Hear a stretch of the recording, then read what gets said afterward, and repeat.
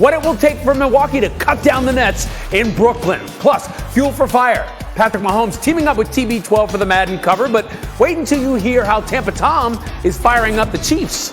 And Packers plan. They say Rodgers or Love, the game plan's the same. Really?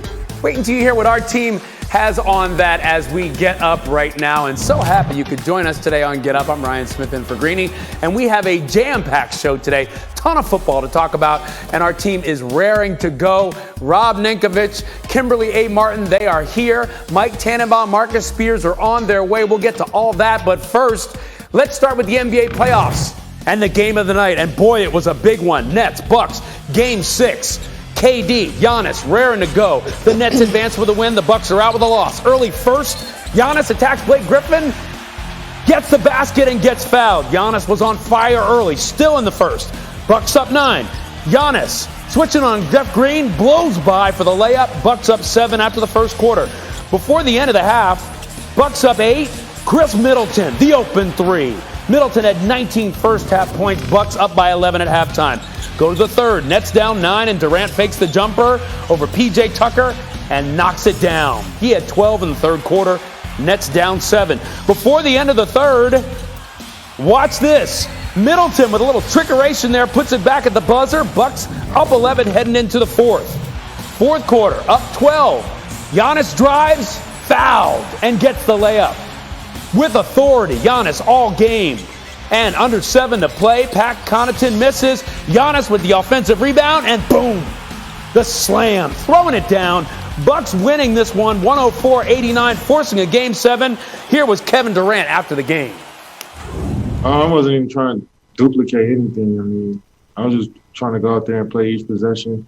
I'm not trying to be a hero out there. I know we can't win a basketball game myself, so I'm trying to let the game flow, and tonight wasn't our night. I enjoy the game when I'm aggressive, when I can get downhill, when I can get my teammates involved, and when I play to my strength. That's when I enjoy the game the most, and that's what I try to do. And he did what he had to do. Giannis and Chris Middleton both had 30 points and 10 rebounds yesterday, making them only the second pair of teammates to each record 30 and 10 in multiple games within a playoff series. The only other duo to do it, Kobe and Shaq, who did this with the Lakers in the 2002 Western Finals en route to their third title. Let's bring in Zach Lowe and Kendrick Perkins. And Perk, I'll start with you. What was the difference with Giannis in the game last night? Well, he had Chris Middleton, so he could be a Robin and put all the pressure on Chris Middleton to deliver. But I thought Giannis did a great job last night of attacking downhill, not settling for jumpers, getting into the paint. I also thought Coach Budenholzer did a great job of put Giannis at the center position, at the 5 position when spreading the floor out and letting them go to work, giving them that room to attack downhill where he had spacing. But Giannis didn't settle, and he flourished well in his role, which is a Robin, and let Chris Middleton be the Batman, and it just took a lot of pressure off of him. Interesting flip there. And you talk about pressure, Zach, that was what everybody was doing, putting the pressure on Giannis. So what did you think about Giannis last night? Agree with Perk. Look, Giannis is shooting 64% on 2s in this series. You know what he shot in the regular season? 64%. You cut the 3s, he's doing what he does, and Perk is right. They found the right balance. Giannis in transition, Middleton in the half court with Giannis screening for him, and Perk's also right about playing smaller with Giannis or P.J. Tucker at center. That lineup has been really good in this series. We might even see more of it in Game 7. Both teams are down to essentially 6 guys. I mean, we're down to the absolute bare bones of a rotation at this point. Yeah, you think about it, it's just the injuries, everything else has really limited both teams at this point, making Game 7 to me all the more exciting. So, Perk, who wins Game 7? Oh, I'm going with the Milwaukee Bucks. I picked them in 7, and here's why. Right? The Brooklyn Nets just don't have enough. And when I say that their role players consistently can't get it done. I don't believe that Jeff Green could have another big night like he did in Game 5. I don't think that Blake Griffin could go out there and get you 17 to 18 points. And Joe Harris has just been missing. You might as well put him on the back of a milk carton. Zach, who do you have getting Game 7? I hate agreeing with Perk. It's so fun agreeing with Perk. But I actually think Milwaukee is going to go into Brooklyn and win if I have to make a pick. But this is why Game 7 is so fun, because we know the stars are going to show up more or less. Even if they have inefficient shooting nights, they're going to put up numbers. They're going to do what they do. It's going to come down to, does Landry Shamet get you a few threes? Does Blake Griffin get you a few threes? Does Pat Connaughton get you a few buckets? It's going to come down to a couple of role players, a few shots here or there, who have big moments on the biggest stage. And that's why Game 7 is so fun, because this series has been a war. It's been all defense. It's been ugly. And if the margin is that thin, it's going to come down to a bunch of little things. And that's why Game 7 is always so fun. It has been everything it was billed to be. We knew it might go the distance, and now it has. It'll be interesting to see how it all plays out. All right, guys, thank you so much. We'll come back to more Bucks Nets in a little bit in the show. But let's go to the NFL. Patrick Mahomes. He suffered the worst loss of his career in Super Bowl 55, a 31-9 beatdown at the hands of Tom Brady and the Buccaneers. So on Thursday, Mahomes talked about bouncing back from that game and how the offense continues to evolve.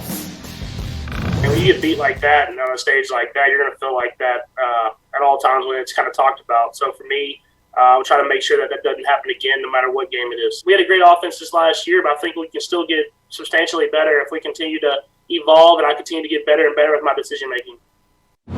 Better and better. The Chiefs' offense, better and better. How about that? Kimberly A. Martin, Rob Ninkovich with us. All right, Kimberly, so what does even better look like to the Chiefs? I mean, winning multiple Super Bowls, they're pretty damn good, right? But to me, looking at last year's Super Bowl, the Chiefs' O-line was the biggest issue. That was the biggest factor. So Mahomes can say all he wants, but I have to make better decisions. Okay, but shout out to Hembo, our guy Hembo, for reminding me of this stat. Mahomes is 29 pressures during the Super Bowl, most in Super Bowl history. 29 pressures. It's all about the O-line. So they've upgraded that. So the Chiefs, they should be ready to roll. But it's interesting. He's young, and he's already been to 2 Super Bowls.